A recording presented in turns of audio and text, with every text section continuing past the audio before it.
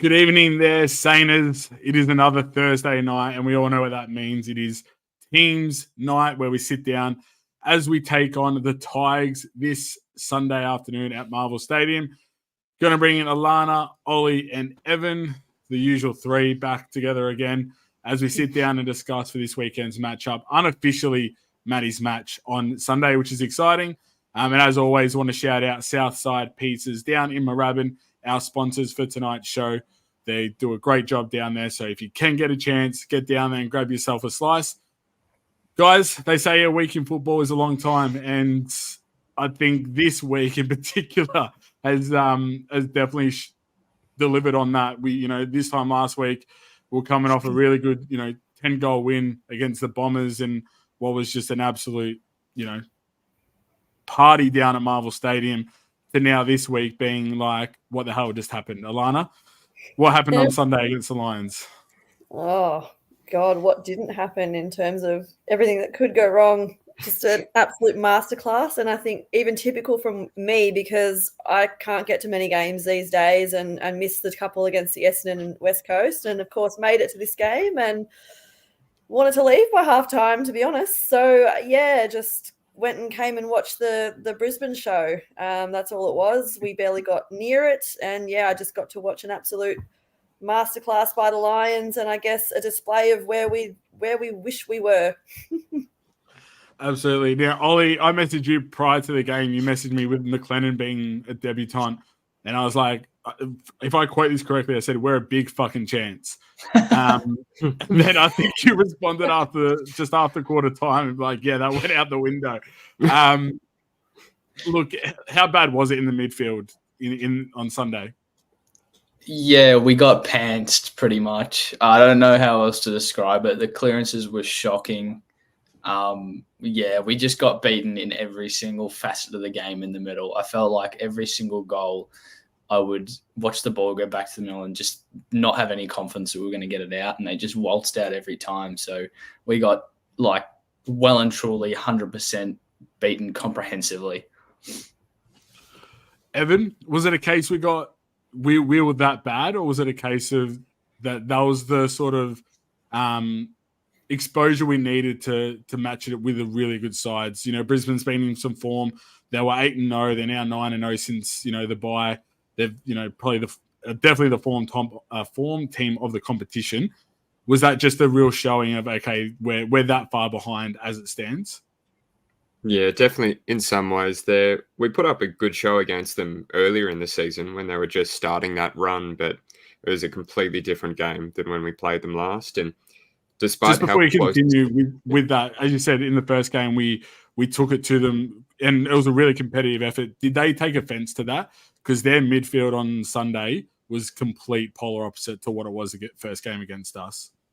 Yeah, absolutely. I'd say so, well and truly, because I'm just trying to think through the differences in teams, really. You'd almost say this match was a weaker side from them with a more depleted backline and no Hipwood. So I think they saw that we put up a fight last time and definitely had a clear mission to come out of the gates and just smash us and be really damaging out of the middle every time. Absolutely. Now, Wooden Spoon, you did talk about records last week, and I'm going to bring it up. Probably didn't help talking about records we might break if we won by 50. My bad. Yeah, look, we can all put ourselves in that boat. But this is a new week. As we said, a week is a long time in football. And I think Ross is the epitome of it. He always says you're never as good as you seem and never as bad as you seem. And this is a real good chance this week. We come up against the most depleted side in the competition, Richmond. Injury-wise, they've been absolutely crucified through the injuries, and form speaks for itself that they haven't been that good this year. They're coming off a 13-point loss to North. Are we expecting a massive amount of changes, or are we going back to structure, basics, and going back to what we know we can produce under Marvel Alana? Yeah, look, knowing Ross, I don't think he'll make wholesale changes. I think I'm expecting that Burns will be back from illness, hoping that Clark will be back. And if those two are fit, I honestly think they're probably our only two changes. He might be forced to make a couple more if those two don't get up. I think we could probably maybe drop the likes of Bonner. Even now, I think was a bit rusty. He could probably go with another stint in the twos based off his game. That's the two changes I would be making and what I think will happen just based off the year we've had. I'd like to see a Garcia come back into the team. I do like that we debuted Angus, and I think he did enough to keep his spot. Whether he does, I'm not sure. I don't know if Ross will sort of say, he's had a taste and now he'll go back. But I was actually quite impressed given the pressure we were under. I thought he was quite composed and held his own quite well. So I'd keep him in the team. But yeah, that's sort of my take. No, I like it. Those that are watching at home, share your thoughts. Who's possibly out this week and who's a possible in as we take on the Tigers? Ollie, Alana there mentioned McLennan. You were excited with his debut. I thought he did a pretty good job. Is there anyone that, coming into tonight, again, we get the extended bench because we're on the Sunday, which I absolutely hate. Makes our job a little bit harder. But what are you expecting from Ross and the coaches this week? I don't see how we can go into a game almost like virtually unchanged other than Burns/Clark if they're healthy enough to come in after losing by 80 points. I think at this point of the season, with 3 games to go, we're playing the bottom side.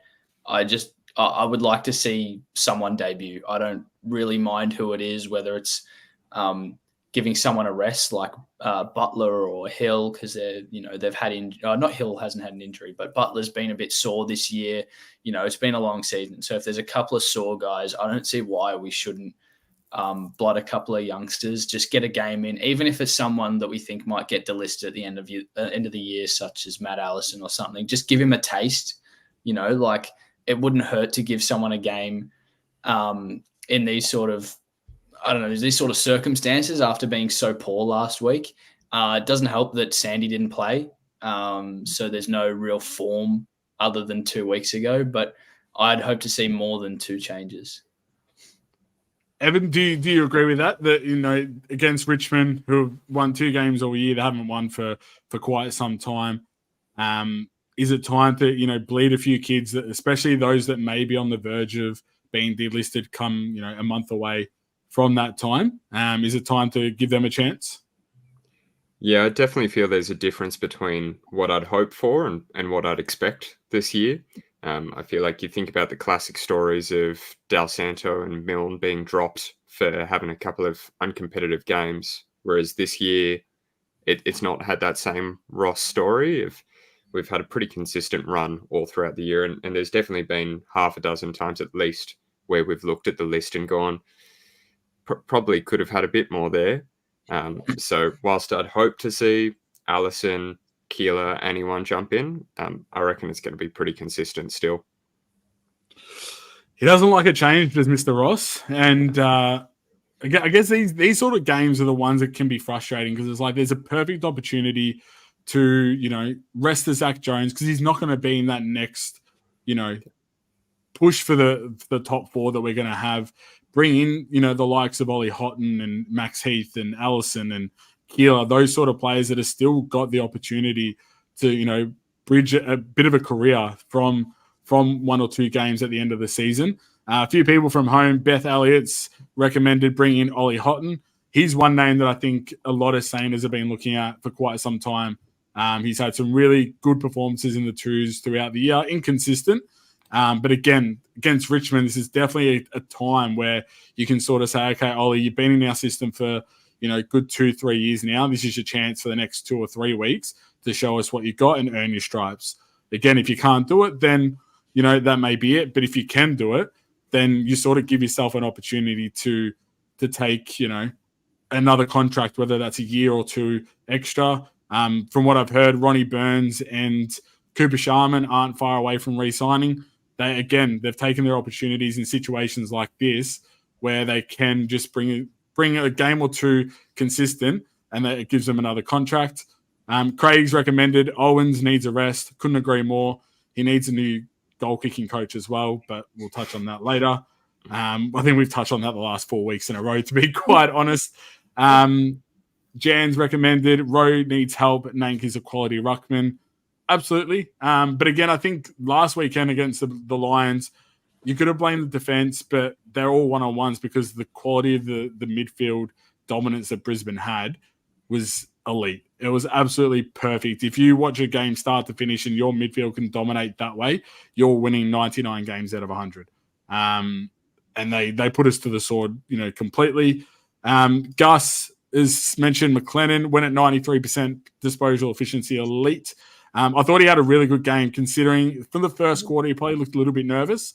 But I'm gonna touch on him later in conversation with Josh Battle as well, because he did a really good job. He took some good intercept marks that, again, from a first gamer, that's only going to develop and be better down the line. Wooden Spoon, Houghton, Keeler, and Heath need to be tried before the end of the year, 100%. And given that we want to be the Grinch, we don't want to do that against Geelong and Carlton. Carlton game especially, if we can get the 4 points there and maybe rule them out of finals, that would be the icing on the cake given our season. So there's some really good opportunities for these young players. Dowie, bringing Max Hall to see how he goes, the mid-season draft pick, 100% great. I love where we're going with it. Again, Ross doesn't like to do this, but is a must thing this week, Alana, for him to go, you know what, let's just do it. Let's do a wholesale change. I think he's done it once in his career where he did a 13-man change. I don't think we need to go to that extent, but in terms of these key, young players that may be part of our future, is this the game to do it? Yeah, look, I can definitely see the merit in doing it. But I also, I think we just need to come down, get serious, and come out and pump this team by 10 goals plus. I think we need to come out, make a statement, and just show that, last week was an exception to the rule. In saying that, I think we could still debut a player, but I don't think we need to go making drastic changes. I think we should be going in, not taking the piss, essentially, and go in with our best team, maybe with keeping Angus in and maybe a debutant, but that would be it for mine. Because I want to come out and I want to smash Richmond. That's how I want to end this season. I want to be playing our best football. Maybe give a debutant to someone, because I do think that this week is probably the week to do it, because you're not probably going to want to do it against Geelong and Carlton, even though in saying that, we don't seem to mind debuting a kid against these big teams either. And I don't think that's always a bad thing either. It gets some good exposure against the best level, I suppose. So I can see both sides. And I think I touched on before, I can't see us making many changes. And I reckon the last time I saw Ross make any big moves was probably that last game that he coached last round, Freo Saints, when we had a few retirees and we got the win for him. And I reckon Rossi did us a favour there. So, yeah, I couldn't see it. And I'm very interested to see if I'm proven wrong when these teams come out in maybe 5 minutes or so. But, yeah, I couldn't. Well, the 5 minutes has come and gone because the teams are out. So I'm going to bring it up now for you. We're all right. Ross isn't making any changes. Only one out so far. Again, we got the extended bench for this week because of the Sunday games, which I hate. But as we've probably all predicted, with the halftime substitution activation last week, Riley Bonner has been dropped. No injury concerns from what I've heard. It's purely, a dropping or an omission.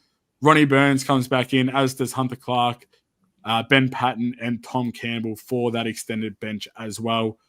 Ben Patton's an interesting one, and I want to jump to you quickly, Ollie. Is Ben Patton part of our future? He's been in and out of the side this year. He had a really good year. I think it was under Brad Ratton, where he sort of took the small defender role, and that was his career best year. That was probably back 2019, 2020. But since then, he's struggled to bring up consistency on a long season basis. Is this the end of the road for him, or is this his opportunity now to sort of win that back? I think he's on his last couple of shots at it, to be honest. I think the signing of Liam Stocker probably hasn't done him any favors because we've gone with him so consistently. I can't see him breaking into the defense. He's been played as the sub a lot, and he's kind of gone on the wing. He's gone back. He's gone forward as a defensive forward. I just don't see him having a set position. Like, he always seems to go pretty average when he plays a full game. Like he's not. We don't see him do anything horrible. We don't see him burn the house down. He kind of just plays, if that makes sense. Like, I don't know. I was really on him a couple of years ago. He was looking down to small forwards. It was the same. I think it was him and Caulfield had really good 2020s. Yeah. And then Caulfield got injured. Ben Patton broke his leg, I think. Yeah. And then it just hasn't been the same since. So, yeah, I think he's running it fine. Yeah, it's concerning because we've got a lot of those sort of players where at the moment we don't know if they're in the best 22 or, if they're on their last legs. It's a sort of in-between game at the moment. Evan, looking at those ins, the 4 ins, as we mentioned, Burns, Clark, Campbell, and Patton, any surprises from those 4 or anyone that's missed out that you think, actually that was a bit stiff, maybe Ari, maybe Ollie Houghton that we've spoken about earlier for the Tigers? Yeah, really nothing special there at all as far as things go. I could hope that McLennan manages to stay on the actual interchange bench and not just on the extended, but there's not much to get excited about amongst that list. I suppose hopefully they're seeing this as a really important game to just separate us from the bottom 3, really. It's been a really close competition this year. And at the very least, we want to make sure that we can show that we're a league ahead of, your West Coast, North, and Richmond, who are those bottom 3, and just go with the tested team. But it is a shame we haven't given Ari or anyone the real chance there. Yeah, as I said, I think again we dropped Riley Bonner, which Bennett's made a comment, and I think everyone maybe. Sort of having the same feelings, but Bonner dropped. Christmas has come early. I mean, I wouldn't go that far. We are still only in August, but I think at the moment, like it's just we sort of know where we sit in terms of list, but we're not making any changes to counter that as well. There's nothing that's going, okay, well, let's try and pull a rabbit out of the hat. Let's try and find a diamond in the rough and get someone to come through at the back end of the season that can really, change the landscape a little bit. They're not going to change it a whole lot, but even if someone, 3 weeks is enough time to get, excited about a player, whether that be Ollie Houghton. We've already seen Ari a couple of games. I think it was a game against Sydney where he did a 65-meter kick and it didn't end up being counted, but it went through the goals and everyone was jumping up and down. It was like, this is what we've been missing with someone who we can just get excited about. So at the moment, it's just like, play Saturday, play Sunday, have a debrief on a Monday, and then we rinse and repeat every week, which is a little bit boring at the moment, and that's where maybe the whole media is coming through. That at the moment, we are playing boring football. Alana, again, you predicted that not many wholesale changes. Looking at that bench, Zach Jones, Paddy Dow, Butler, Wilson, Webster, Patton, Campbell, and McClellan. Who's going to stay in come tomorrow at 5 p.m. for that 5-man bench? Yeah, look, I think if it was up to me, I'd be sticking with Jones, Butler, Wilson, and Webster. So for mine, Dow, and then the other 3. McLennan. Yeah, so one of those would be a sub. So I'm just trying to work out. Yeah, I'd probably go with Dow as a sub again almost. But if it was up to me, I'd probably drop Dow. I noticed that Clark and Burns are both named in the actual side. So that to me means that there's going to be one more change. So let me go through that again. So I said Jones, Butler, Wilson. It's interesting because you've still got. I don't want Angus as sub, so that would mean who am I putting as sub? Would it be Jones or? Yeah, tricky. And then you've also got Butler on that bench too. That I actually wouldn't mind him as a sub almost because at least he could come in and have an impact straight away.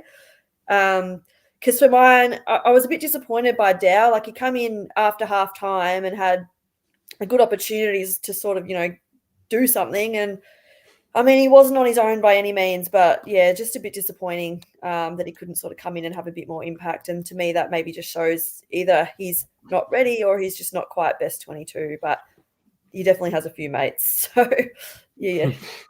I was going to say, it's a little bit hard because he's come in after being absolutely spanked in the middle. I think at one stage it was 9 centre clearances to 1. And, at halftime, Ross comes and says, yep, we need you back in the middle and to turn it around for us. And when a team's on that sort of a roll, not one player is going to be able to stop that, which is, a concern from our midfield group. And it's something that we've highlighted, for so long, especially this year, that we are missing a few keys. For those that are watching at home, share your thoughts on the ins. As we mentioned, Hunter Clark is back in, as is Ronnie Burns, Campbell, and Ben Patton on an extended bench. Riley Bonner is the one to miss, at least for now. Heading into Sunday's game, full teams will be announced tomorrow, roughly 4:30, 5 o'clock in the afternoon. I want to go back to McLennan for you, Ollie. We touched on Josh Battle and his contract status a lot this year. How important he is. Is he worth keeping? Do we match the bid? Or, do we, match the money he's being offered? Or do we take the risk and, grab a midfielder with another top, 6 or 7 pick, wherever that lands as a compensation? From McLellan's game last week, do you think that is more likely now that we've got someone who's got the mold, not the ability as yet, but the mold at least to fit that role? It's a tough one because Josh Battle was probably one of our standout players, one of very few standout players from the weekend. I thought he stood up most of the game. I could see Angus playing that role, but I still don't know if I want Josh to leave. Like, if he does, if that's just the way it goes, then, that's just what's going to happen. He looked really good. He looked a bit shaky at the start, but that's every person who debuts. But he really warmed into it. He had 93% disposal efficiency from his 14 touches. So that's really all you need from a halfback / back pocket, who you're not really looking to use going forward because we've got Naz Sinclair off the half back line, Bradley Hill sort of situation. So, yeah, I thought he was really good and he could definitely play that role in the future. Just, whether we want to try and take the punt, like you said, and let Battle walk or not is the question. It's a tough ask, and these are the sort of decisions that teams look back on 3 or 4 years after it happens, and you go, that was the decision that made us, go to a grand final, or the decision that actually cost us, and we, had to restart. Given that the money that's being offered, it's going to be, if we finish where we are now, I think it's pick 5, so essentially pick 5 and pick 6 for Battle to lose, and a season that hasn't been as good, that's got some really good midfield depth. I'm glad I'm not in the list management decisions, because it's a tough ask as to what you do and how you do it. A few comments that I'll go through before I jump to you, Evan. Just bringing it up. Daryl, no Bono is hopeless. Play youth, not players who are not up to top standard. Again, I think he hasn't been that good this year, but again, there's been a lot of players in the same mold that we just effectively haven't had a great season for. Jack, Dow, Butler, Patton, Wilson, bench. Who's the sub there, Jack? Because we need another one. But again, I don't mind it. Beth, bring in TC, Tom Campbell. We need row up forward, problem solving. So, Evan, I jump to you now. Is that an option this week? Nanks, a really good ruckman, underrated. He was so strong through part of their premiership years for Richmond. Is it a case now that, give Rowan a little bit of a rest, get him up forward, and bring Tom Campbell to add a little bit different sort of, change up in the midfield, who's more of a tap ruckman rather than a contested midfielder like Rowe? Yeah, I'd say so at this stage of the season, at least. If this was round 4, it'd be a very different story. But, what's his? Nankervis is a big-bodied ruck. Sort of, he's not as great around the ground. So normally you'd hope that Marshall would be able to move a lot better than him. But at this stage, he's just been under the pump and performing all the way through. But just he needs to have a break eventually. So I think that's why we were all hoping that a Keeler or someone would be there to take that spot instead. So we've got growth at the same time. But I think Marshall needs it at this stage, just so that he's still fit and firing and enthusiastic for next year, if nothing else. He's really stood up as the ruck, but that's a long season.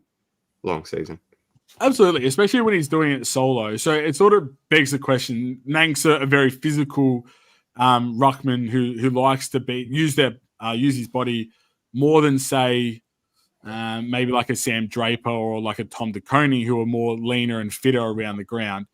Is it case if it was playing against like a Carlton and we wanted that second ruckman, that a Max Heath or a Keeler would come in instead of a Campbell? Or is this purely just the next man up to help row in that battle, and it doesn't matter who it is? Yeah, I'd definitely not want to see Tom Campbell up against one of the DeConings. He'd just get absolutely run off his feet. Campbell's done well enough for the couple of games that he's cameoed in, but it's a different kind of game once you got those rucks around the ground. Yeah, absolutely. The ruck position has definitely changed over the years. Marcus's comment here, thank God Dusty isn't playing. Annoyed with how this season has gone, to be honest. It just feels wasted and useless. Unless major list changes happen, it'll be a wasted season. We all heard the news, Dusty retiring effective immediately. I think someone posted on Twitter that with the hashtag, that's so Saints footy, or that is so St Kilda. Alana, how is that announcement, a bit of a kick up for Richmond to really respond this week? And how do we match that? Maybe different. Like, he's not playing. So I feel like if it was his actual retirement game and he was playing and they were giving him a send-off, but he's not even sort of out there. So I don't know how much impact it has. When I first heard the announcement, I was like, oh, here we go. Of course, he's done this right before we play. But yeah, given that he's not actually playing, I don't see it that it has much of an impact at all. And I mean, let's be honest, with where Richmond are at, it can't make much difference. Like, even if they play their absolute best, we should still be dominating this game if we're serious. So yeah, I don't think it has much impact. I hope not. And when I heard the news, I didn't even realize that we were up against them this week. And then I saw the tweet. I was like, it just always works out that way, that it happens. But he's been a great at the game. And it'll be a really hostile environment. I would assume that a few fans would get down there as they celebrate his career. Jan's mentioned they may play better without Dusty. Others step up. Ollie, how worried do we need to be with Richmond's team? I think there was a comment earlier. I'll try and find it, but their top end talent is, very few and far between. But they've still got the capabilities of having a few players just step up. How important is it that we go in with a mindset like we did against West Coast previously, where regardless of who we're playing against, let's just go back to our basics, go back to our plan and our structure and get that, 10, 12 goal win? Yeah, you can't go into this game taking it for granted and going, yep, chalk that one up as a win. Like, we've seen it all year. Anything can happen on any given day. So I was worried when I heard the Dusty announcement, just because same with the coaches. As soon as a new coach comes in mid-season, they seem to have, there's always one game that they play really well. And it always seems to happen the week before we play them. And I just not going to be settled until the game's over. So there's definitely, they showed signs last week. I watched the game against North Melbourne. Some of the guys like Seth Campbell, he was really good. And I think he was just a preseason signing. So all those sort of guys, even if they're not really high rated by the fans and, the pundits, they can still go crazy in a game. So I'm a little bit worried. Yeah, look, and it's a danger game, because this is a game where, as you mentioned before, Evan, we really want to separate ourselves to be on the back end of that really even, tight competition and not be in that conversation where we were part of that 3-4 club that were completely out of it for the whole year. Now, I mean, statistically and, form-wise and ladder-wise, we haven't been out of it, but at the same time, we've never been close enough to be in it as well. So, looking at their forward line this week, Evan, Shai Bolton had a really good game against us last time in gather round. He kicked the 4 goals. They don't have a real big target apart from Samson Ryan and Kajitsky. But again, he's not a massive key forward. How strong is our team defense going to have to be this week to ensure no midfielders and no, 22nd or 21st man pop up and snag a bag? Yeah, I think hopefully team defense has been solid all year apart from last week, but there's just so little you can do when it's coming in so aggressively, so often, so quick, like it was last week. I'm hoping it comes down to a bit more of individual defense there, whether that's a Webster or Stocker, some combination of them. I would have imagined it's probably Webster going that way, and he would have been on his suspension at the start of the year, right? His 8-game suspension. So hopefully that halves his influence throughout that game, and then we can go from there and let the team punish them on the forward entries there. Hopefully some really poor entries, because Taranto and Hopper, whilst they're dangerous at getting the ball, they've been real messy with it all year. So hopefully the team defense stands up there. Yeah, absolutely. And we're not going to have the blusty galing wind that we had in Norwood in round 4. It was absolutely disgusting. And as well as the straight boundary on the wings as well. We touched on the bad transition that Richmond do have going forward. Alana, how key is it going to be for Battle, Wilkie, McLennan, Stocker, Webster to grab those intercepts and really use the momentum to slingshot back into that midfield and really create a vast difference of what we saw last week? Yeah, I just want to see the whole team be sort of ruthless and get back to our Saints footy that we've sort of loved the last month minus last week. So, yeah, I want to see our whole backline play like like we know they can, and really take advantage and just come out and act like we are playing a top 4 side, because I know sometimes when you're coming up against these lower sides, it's hard to get yourself up. So I just hope we can come out and pay them the respect and just come out and dominate from the start, give them nothing. And that kind of does start with the back line, which is our strength. Get us going forward with positive inside 50s. And, Naz was a bit off last week. I thought he didn't really cope with the pressure too well. So I can't see him facing that pressure again this week. So I'd love to see him play the game he played against Essendon. He was one of our best, and really he gets us going with that foot of his. So him and Sinclair can have really big games this week, I feel. And then our usual in Battle and Wilkie can just get back to their consistent best as well. They should be after, that forward line doesn't scare me. So, yeah, they should have no problems. No, I like where you're going. And I think on the counter that our forward line should actually scare them a bit, given their lack of, defensive sort of one-on-one contest. Noah Bolter's a really good defender, but, Daniel Rell is not a great one-on-one defender. I'd love to see Higgins try and get the matchup on him, even though he'll try and run off half-back and, counter them going forward. But if you can take him to the goal square and leave him one out, then Higo's going to have a field day with that. Just to go through some comments before we jump through to Under the Microscope. Grant, has there been a battle announcement? Not as yet. From what we've heard from Mitch Cleary and those on Gettable on the AFL website, it's about a 70% chance that he goes. A couple of weeks ago, it was about 90%. So it's dropped a little bit, but there's still a strong indication that he will end up at Hawthorn. But again, no inside word. This is purely just speculation from what I've heard. Gus reckons, I think Battle is gone. You think he would have re-signed by now? Absolutely. Another comment by Gus, stick by Dow. He'll get settled in and get stuck in. I got faith in him. I know there's been a bit of a, not back and forth, but a conversation regarding Dow in the comments. But I think he's been in and out of the side with injuries and form at the moment. But once he gets some consistency into his legs and into our system, I think he'll be really solid in our team from 2025 onwards. Dowie, I'd love to see Tom Campbell be our main ruckman so that we can see Roma dominate up forward, because Tom is a really good ruckman. As we've said, he's a really good tap ruckman. Don't know where that leaves the forward line with Marshall, Caminiti, Sharman, Membry, and Owens. again, it might be time for Mitch Owens to have a bit of a break to see what will happen. Again, full teams are announced tomorrow. Jack, I really like the trio: Burns, Wilson, Henry. Good speed, running power, transition. And I think Naz going to the middle, as you touched on, should be a really good indication going forward. Let's jump into Under the Microscope. There's a lot of comments, which I could go through all day, but we don't have enough time. So keep them coming, though. Under the Microscope this week, I think there's a really good chance it could be about 18 players on this one compared to last week where we had about one, and we'll harsh on that. So, Alana, we'll start with you.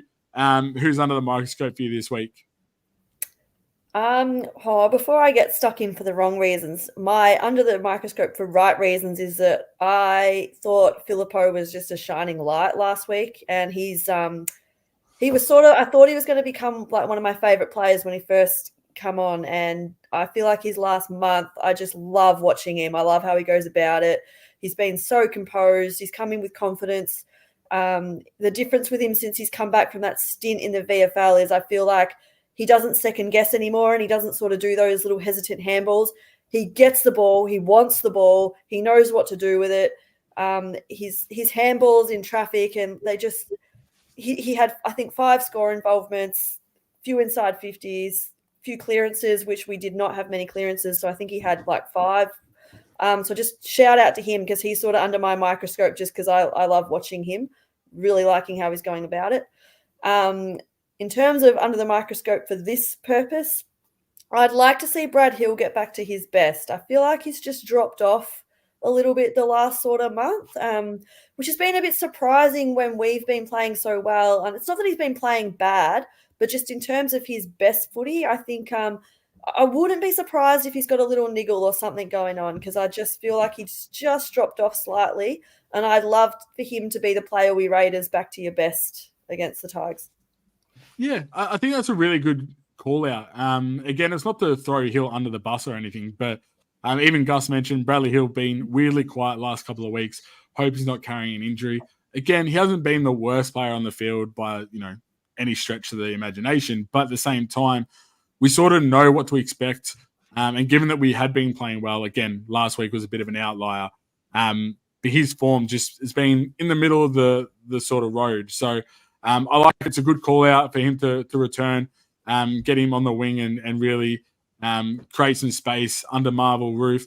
And just to touch on Mateus as well, I thought last week was a really good indication that, it wasn't just a little bit of a purple patch, that he's come back from an injury and slotted straight back in to be that midfielder that, at the moment, he's not the X factor that we're wanting him to be, but he's got the capabilities of doing it. And as you said, he had 5 score involvements. I think he had, just over 20 touches. He's not second guessing himself. He's moving the ball with intent, but he's following it up as well. There's a lot of times where he's going to give a handball where he just sit back and just wait for someone else to do it. But now he's sort of going, okay, well, I'm going to get the next one. Mm-hmm. And that handball received, that running game, then opens it up for Naz, Sinks, Brad Hill, those on the outside to be able to, use the ball well, go inside 50. So it's a really, really good call out. Just before I jump to you, Ollie, Harry's mentioned, surely play the kids now. Showmaker, Hasty, Garcia, please. Yep, we get it, 100%. Definitely thought this would have been the game to do it. Jack's called out Owens under the microscope, starting in the midfield where we've all wanted him.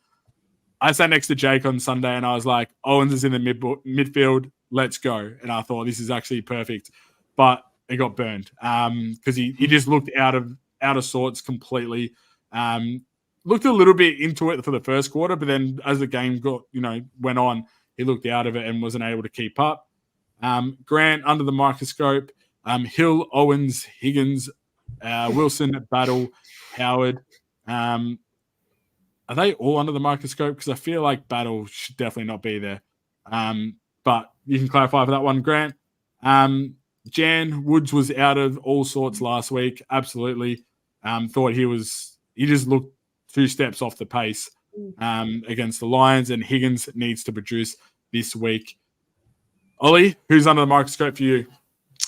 Yeah, I'm not going to go negative this week because it's just we have too much negativity sometimes. We could put everyone under the microscope for a negative reason. But not quite everyone, but I reckon it's a big week for Rowan in the ruck, playing on Nankervis, who is in incredible form this season. Like, he's been known as a sort of, average ruckman across his career, but he's recently been really, really good. And like we were talking about before with him being more of a tap ruckman and not sort of around the ground type, I think Rowan can really make an impact around the ground, taking contested marks, even dishing off handballs, getting forward, kicking a goal sort of situation. So I think if Rowan can not necessarily beat him in the contest, more so nullify him or try and, limit the amount of hitouts to advantage that Nank can get, and let the midfield sort of try and do a bit of work there, and then he can get around the ground. He's definitely quicker. He's definitely got a better run and jump at a mark. We've seen him sneak forward multiple times in multiple different games. I reckon if he can have that impact around the ground, he's had 20 plus disposals in the last few games as well, which is great numbers for a ruckman. So if he can continue that, and put up those sort of good numbers, then I think it'll be go a long way to winning the midfield battle, which is really important considering last week. Yeah, and I think we saw it from the outset last week. I think it was the first two sort of ruck contests was in the middle of the ground, and then Brisbane went forward. And then there was a ruck contest just on their 50 line, and Owens was taking it against Danaher because Marshall was the last or the deepest forward. So it looked like it was a bit of an intent from the coaching group and for Rowe to push forward early. Brisbane, probably not the best team to do it against. But I like the intent. I think this week is definitely an opportunity where, as you said, he can get around the ground. He can use his ability, his fitness, his speed, his contested work, and really hit the scoreboard and make an impact up forward. Before I jump to you, Evan, I'm going to go through just a few more comments because there's been a few coming through. Wooden Spoon, Dow is numero uno. Again, I feel like we're judging him a bit harsh just because he was a sub and he came into a midfield at half-time that was getting absolutely pantsed. But I get it. But Webster would be number 2. Don't think he's been close enough in contests for a while. And I think his disposal is starting to be too risky as he isn't getting meters. I like it. It looks like he put a bit of research into it there, Wooden. And again, I think, it's a fair statement with Webster. I thought Charlie Cameron looked to have his number quite convincingly last week. Their smalls were really good. I mean, the whole team was really good last week. But love to see Webster get back into some form.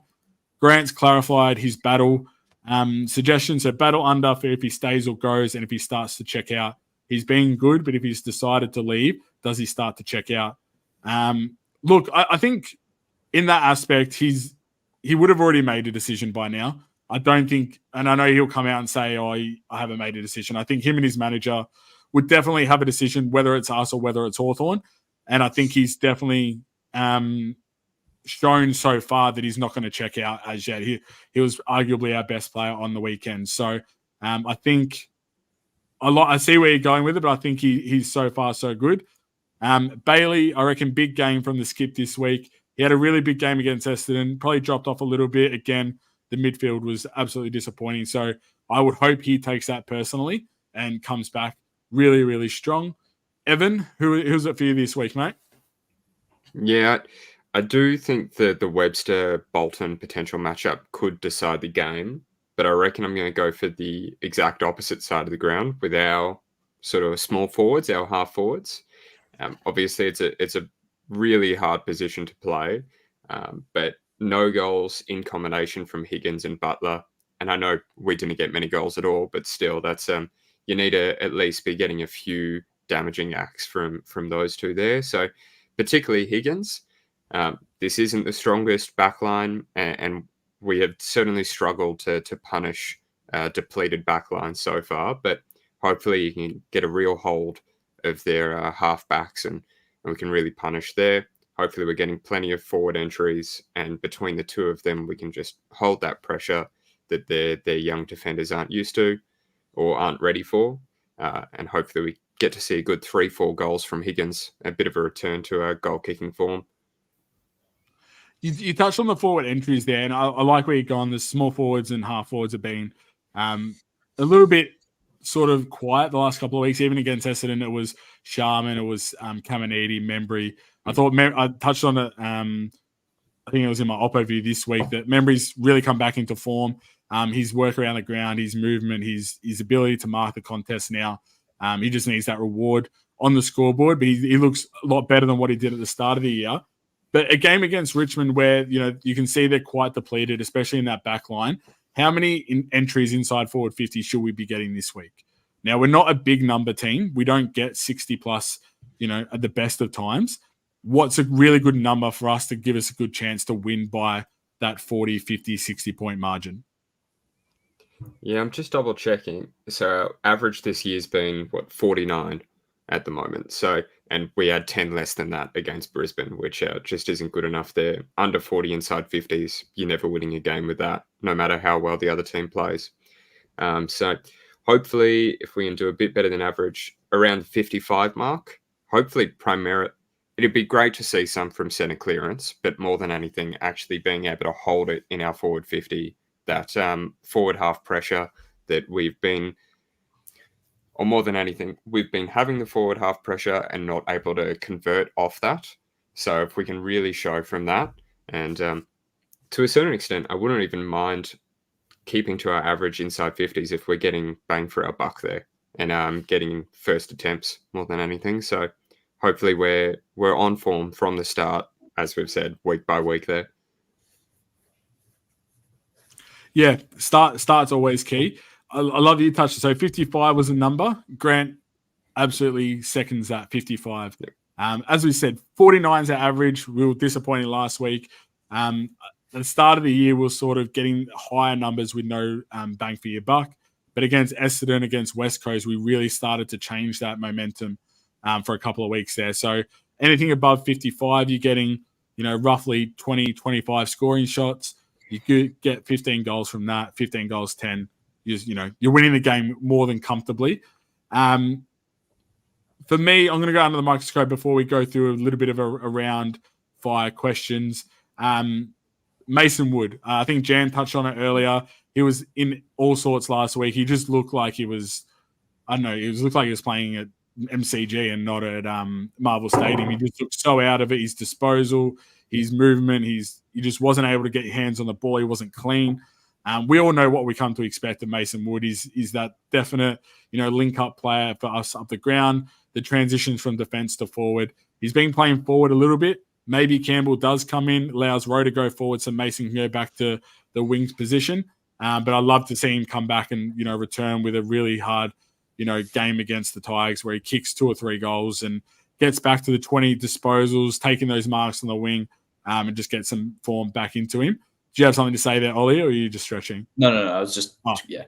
I thought you looked like, no, teacher, I've got a question. But I think Mason Wood, for me, is definitely under the microscope. Now, there's a few questions that have come through. So before we finish up and go through sort of where we think Sunday will go, I want to get some sort of quick fires, yes or no, for, these questions. As I mentioned, Jack before brought up Owens in the midfield. We sort of touched on it throughout the year, but for the rest of the year, Owens in the midfield or as a half forward? Alana, start with you. Oh, yeah. I don't know. Why not sort of persist with him in the midfield the last 3 games, see what he's got? I mean, he didn't really bring it against Brisbane, but, God, good luck. So, yeah, I'd be keen to just try it out for the last 3 games, see what he can do. See what he can do. Ollie? I reckon rotate him as a rotating midfielder. So he gets a bit of both. So he gets the taste of the midfield, but can still impact on the scoreboard. Evan? Yeah, I would have liked to see our designated midfield young guns, your Garcia, have more of a go for the last 4 weeks, and then a full preseason over the 2024 break for Mitch just in the midfield group to see how he's going there. I wish we'd seen him in there earlier, but I'd say he needs the training from now. Absolutely. And again, I agree with Ollie. Rotation, give him 5-6 minutes at a time for a quick burst, rest up forward, and then, rinse and repeat. Jan's mentioned McLennan replacement for Jimmy in the future. I'm going to sort of expand on that. So is it replacement for Jimmy or a replacement for Josh Battle, Alana? Yeah, I mean, it's hard to say at the moment because obviously he's a first gamer, and to me, he looked quite small. So at the moment, I'd say he'd be more likely to replace a Webster just size wise. Battle to me is quite a big sort of solid guy. So maybe if you're talking like a few years down the track, maybe you can replace Battle. But for now, yeah, maybe it's a Webster. But I think Webster's still been going okay enough that I'm not looking to replace him yet. But if you're talking in terms of like our next premiership window, then maybe. But for me, it's too early to call it. I know he's 191 centimeters or something like that. So he's not small, but he's not like key defender size either. So yeah, he's sort of a little bit in between for me, and I'd like to see him get some more size on him. Nice. Evan, I'm going to wait for you, Ollie.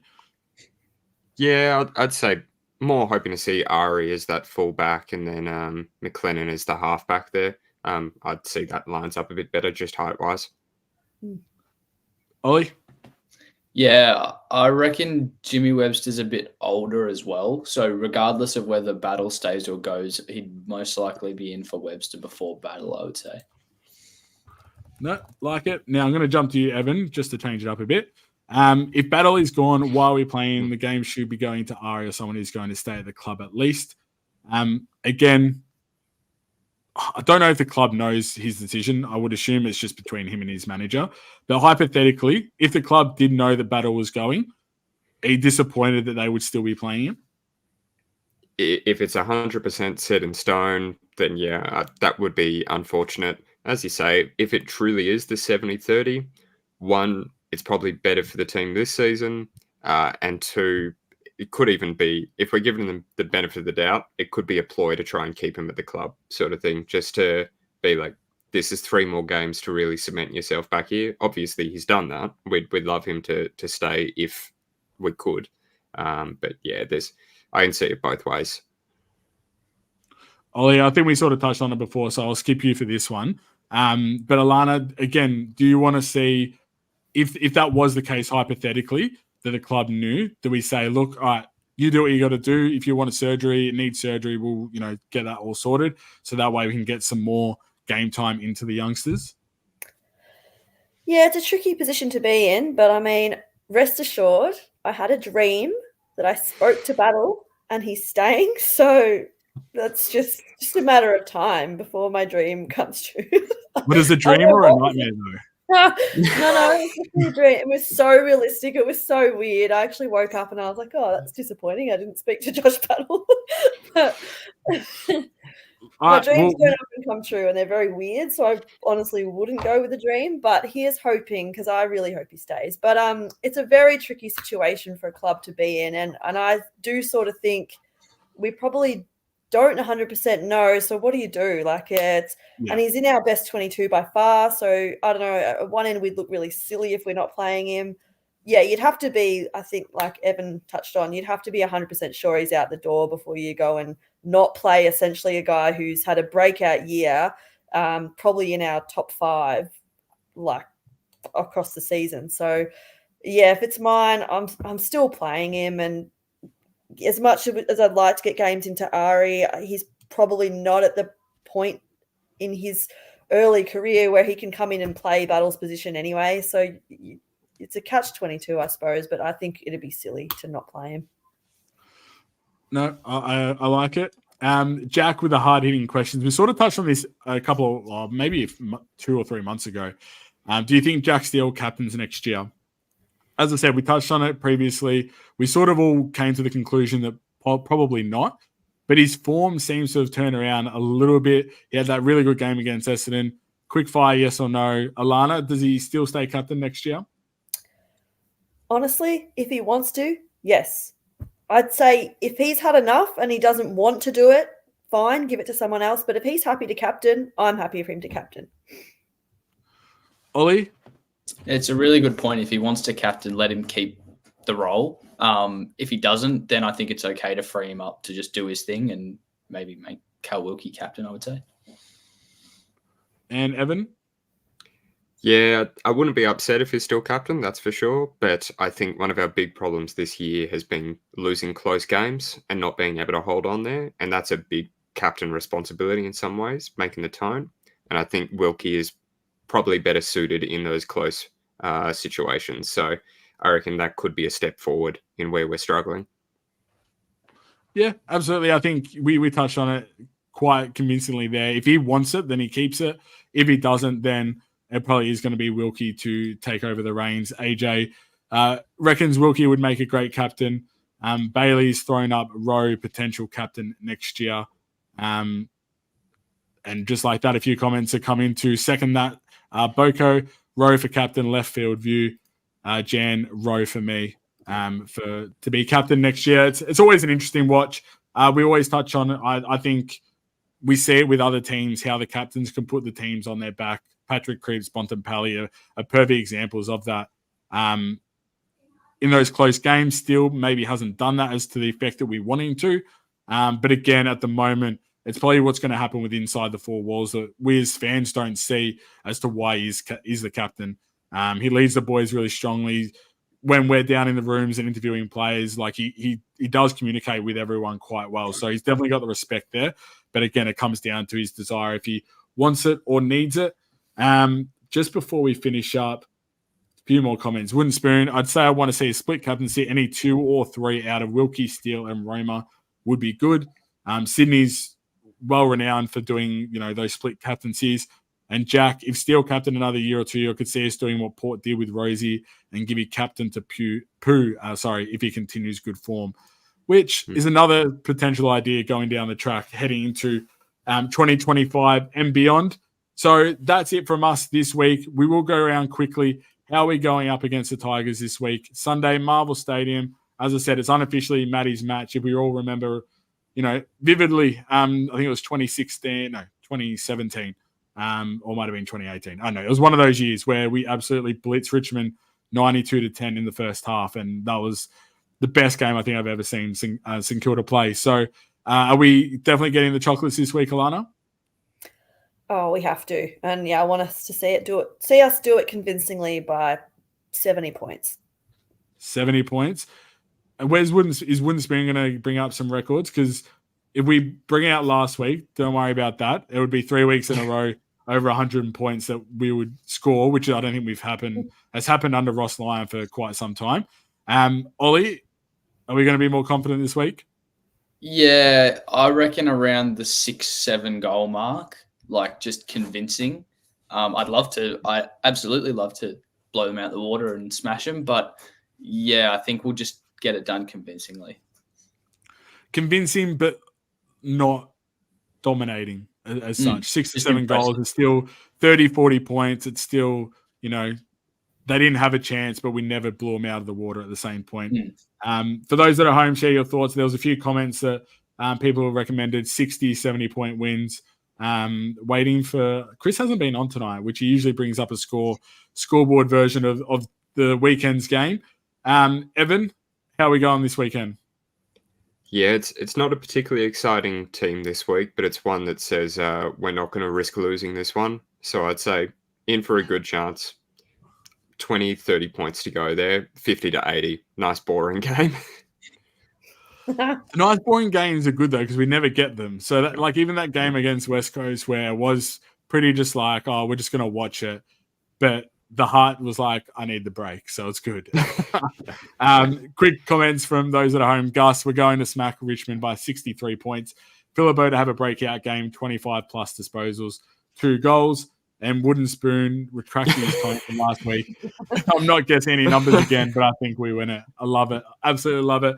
I think if we go in with the right mindset this week, we're definitely in with, more than just a good chance. And I think we bring up a game where we score another 100 points. We do it convincingly, as I think Ollie's sort of on the path, convincing but not dominating. But we blow them out in the last quarter and we win by the 45, 50-point margin. It would be nice after last week's performance, but it would also be good just to get the win as well after last week's performance. So thank you three for joining me tonight, Ollie, Alana, and Evan. It's always a pleasure. For those that are watching at home, I do appreciate your comments and your participation as such. Sharing your thoughts on this weekend's games against the Tigers. We will be back this time next week, but get down there on Sunday afternoon, 3:20 p.m. As I said, unofficially Maddie's match. Get down. There is some merch that going with beanies and scarves, so if you can buy a beanie or two and support the Matty Rewalt Foundation. That'll always go a long way. And hopefully we can watch the boys get a really strong 4 points and, as we said, finish the season off strong. So as always, go you mighty Sainers. Go Saints. Go Sainers. Thanks.